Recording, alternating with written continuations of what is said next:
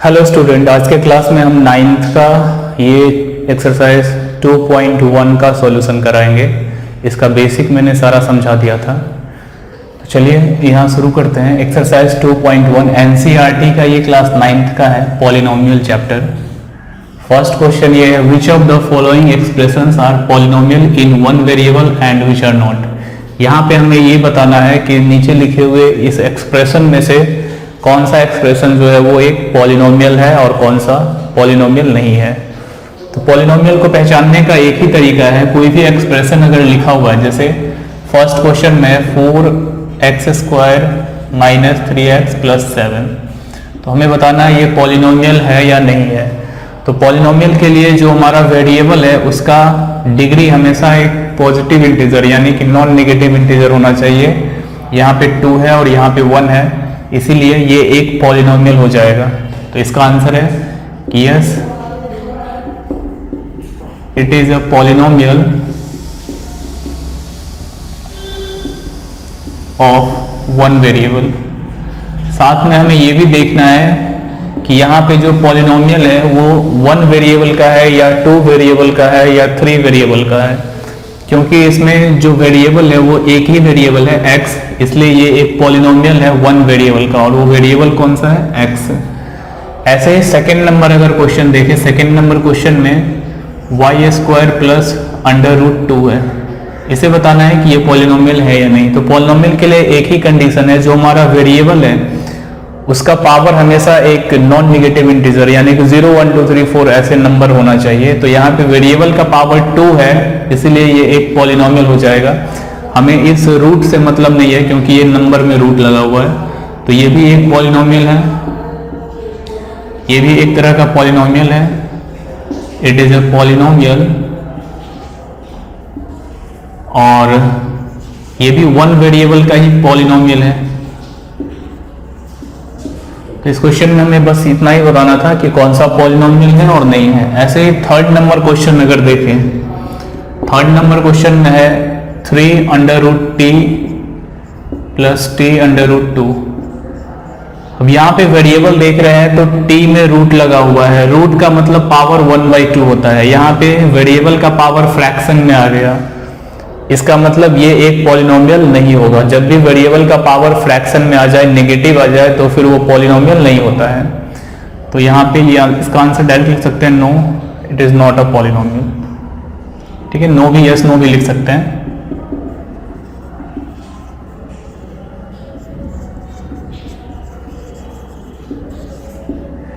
अगर रीजन भी लिखना चाहते हैं कि क्यों नहीं है, तो इसके पीछे रीजन ये है कि इसका जो पावर है वेरिएबल का वो एक फ्रैक्शन है, इसीलिए ये पॉलिनोमियल नहीं होगा। ऐसे ही फोर्थ नंबर क्वेश्चन में y + 2/y, यहाँ पे क्या देख रहे हैं कि ये y तो सही है, 2/y का मतलब ये होता है कि इसको जब हम ऊपर करेंगे तो y का पावर -1 हो जाएगा। इसका मतलब जब भी फ्रैक्शन में चला जाए, ये जो हमारा वेरिएबल है जब भी डिनोमिनेटर में लिखा हुआ रहे, तो उस केस में भी वो पॉलिनोमियल नहीं होता है। इसका भी आंसर हो जाएगा नो। क्यों नहीं होगा? क्योंकि यहाँ पे जो वेरिएबल है उसका पावर एक नेगेटिव नंबर आ गया, इसीलिए ये पॉलिनोमियल नहीं है।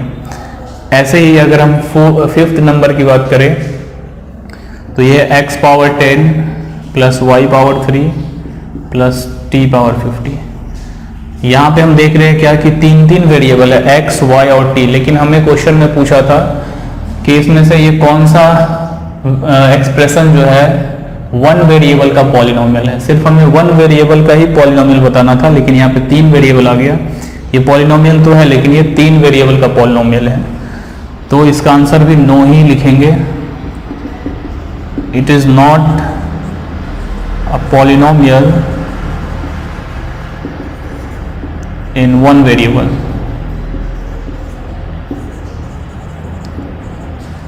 वन वेरिएबल का ये पॉलिनोमियल नहीं है, ये 3 वेरिएबल का पॉलिनोमियल है। तो फर्स्ट क्वेश्चन इतना ही सा था, इसमें सब में चूज करना था कि कौन सा पॉलिनोमियल है और कौन नहीं है। सेकेंड नंबर क्वेश्चन में ये लिखा हुआ है, right the coefficient of x² in each of the following. यहाँ हमें x² का कोफिशिएंट बताना है। तो कोफिशिएंट बताने के लिए जहां भी अगर कोफिशिएंट हमें लिखना है तो जिस भी टर्म में x² लिखा हुआ है सबसे पहले हमें उस टर्म का पता लगाना है कि एक्स स्क्वायर कहाँ लिखा हुआ है, जिसका भी कॉफिशिएंट पूछ रहा है। जैसे इसके अंदर हमें एक्स स्क्वायर का कॉफिशिएंट पूछा है, तो सेकेंड क्वेश्चन में जो फर्स्ट नंबर है, फर्स्ट नंबर क्वेश्चन है 2 plus x square plus x. इसमें हमें एक्स स्क्वायर का कॉफिशिएंट बताना है, तो तीनों में देख लेना है कि एक्स स्क्वायर कहाँ है। ये रहा एक्स स्क्वायर। अब एक्स स्क्वायर यहाँ पे जिससे मल्टीप्लाई किया रहेगा, यहाँ पे कोई नहीं है, यानी कि इसके बगल में 1 है। तो एक्स स्क्वायर का कॉफिशिएंट निकालने के लिए एक्स स्क्वायर को देखना है कि वो वहाँ पे जो भी नंबर लिखा रहेगा वही उसका कॉफिशिएंट हो जाएगा। तो इसमें जो कॉफिशिएंट होगा वो कितना हो जाएगा, 1। इसी तरीके से सेकेंड नंबर जो क्वेश्चन है हमारा 2 minus x square plus x का पावर 3, तो इसके अंदर भी हमें कॉफिशिएंट लिखना है, कॉफिशिएंट ऑफ एक्स स्क्वायर। इसमें भी अगर कॉफिशिएंट एक्स स्क्वायर पे लिखते हैं तो एक्स स्क्वायर के बगल में यहाँ कुछ नहीं है, यानी कि 1 है, और साइन है नेगेटिव, तो -1 हो जाएगा आंसर। ऐसे ही थर्ड नंबर क्वेश्चन है π/2 एक्स स्क्वायर प्लस एक्स। यहां भी हमें कॉफिशिएंट लिखना है एक्स स्क्वायर का, तो हम एक्स स्क्वायर वाला टर्म लिए, यहाँ पे एक्स स्क्वायर मिला, इसके बगल में जो नंबर है π/2 है, तो इसका आंसर हो जाएगा π/2। ऐसे ही फोर्थ नंबर क्वेश्चन है √2x - 1। अब इस एक्सप्रेशन के अंदर जो हमें निकालना है एक्स स्क्वायर का कॉफिशिएंट, वो टर्म है ही नहीं यहाँ पे। तो जब वो टर्म उसमें नहीं रहे तो उसका जो कॉफिशिएंट होता है वो 0 हो जाता है। हम यहाँ पे 0x² लिख सकते हैं समझने के लिए बस, लेकिन इतना सा बस ध्यान रखना है कि जिसका भी कॉफिशिएंट पूछा है अगर वो टर्म उस एक्सप्रेशन के अंदर नहीं दिखे, इसका मतलब यही है कि उस टर्म का जो कॉफिशिएंट होगा वो 0 हो जाएगा। तो यहाँ पे कॉफिशिएंट ऑफ x² क्या होगा, 0। तो ये सेकेंड नंबर क्वेश्चन था जिसमें कि हमें कॉफिशिएंट लिखना था x² का। थर्ड नंबर क्वेश्चन है give an example each of a binomial of degree 35 end of monomial of degree 100। हमें एक बाइनोमियल और एक मोनोमियल का लिखना है एग्जांपल। तो एग्जांपल लिखने के लिए बाइनोमियल बोलते हैं जिसमें 2 टर्म होना चाहिए, टर्म 2 रहना चाहिए। जैसे हम लिख दिए x + 1, ये 2 टर्म का हो गया बाइनोमियल। अब कंडीशन ये भी है कि डिग्री होना चाहिए इसका 35, तो यहाँ पे हम x का पावर 35 लिख देंगे। तो ये हमारा बाइनोमियल हो गया जिसका कि डिग्री है 35। इसी में जो एक और हमें लिखना है मोनोमियल जिसका डिग्री होना चाहिए 100। ये बाइनोमियल हो गया। मोनोमियल का मतलब होता है कि जिसमें सिर्फ एक ही टर्म हो x, और इसका डिग्री कितना होना चाहिए, 100। तो ये आंसर हो जाएगा थर्ड नंबर का। फोर्थ नंबर के अंदर right the degree of each of the following polynomial. हमें इस पॉलिनोमियल का डिग्री बताना है सबका। तो डिग्री लिखना आसान है।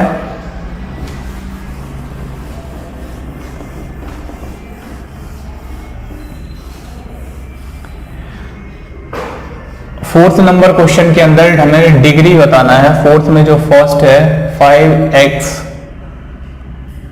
+ 4x² + 7x, इसके अंदर हमें डिग्री लिखना है। इस पॉलिनोमियल का डिग्री कितना है। तो डिग्री का मतलब होता है जिस भी वेरिएबल का हाईएस्ट पावर जो रहेगा वही उसका डिग्री हो जाता है। तो यहाँ पे x का हाईएस्ट पावर 3 है, तो इस पॉलिनोमियल का डिग्री 3 हो जाएगा। सेकेंड नंबर क्वेश्चन है 4 - y², तो इसका डिग्री कितना हो जाएगा, हाईएस्ट पावर 2 है, यही इसका डिग्री है। थर्ड नंबर क्वेश्चन है 5t - √7, यहाँ पे t का पावर कितना है 1, तो यही इसका डिग्री होगा 1। फोर्थ नंबर क्वेश्चन है 3। अब 3 जो है एक कांस्टेंट पॉलिनोमियल है, और कांस्टेंट पॉलिनोमियल का डिग्री फिक्स है कि इसका डिग्री 0 ही होगा। यहाँ पे हम x का पावर 0 लिख सकते हैं या y का पावर 0 लिख सकते हैं। इसका मतलब क्या हुआ कि इस 3 का जो डिग्री होगा वो 0 हो जाएगा।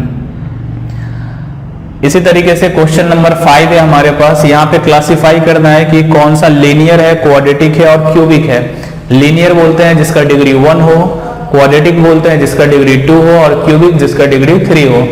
तो यहाँ पे हम पहचान लेंगे फर्स्ट नंबर जो है 5 का x² + x, यहाँ पे डिग्री 2 है, इसलिए ये क्या है, एक लीनियर पॉलिनोमियल है।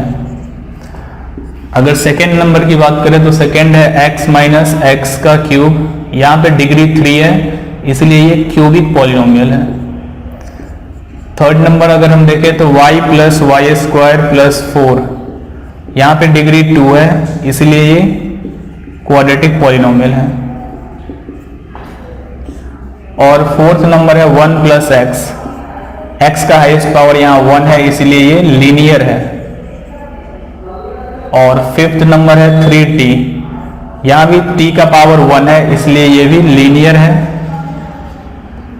सिक्स नंबर जो है हमारा आर स्क्वायर, r का पावर हाईएस्ट 2 है, इसलिए ये क्वाड्रेटिक है।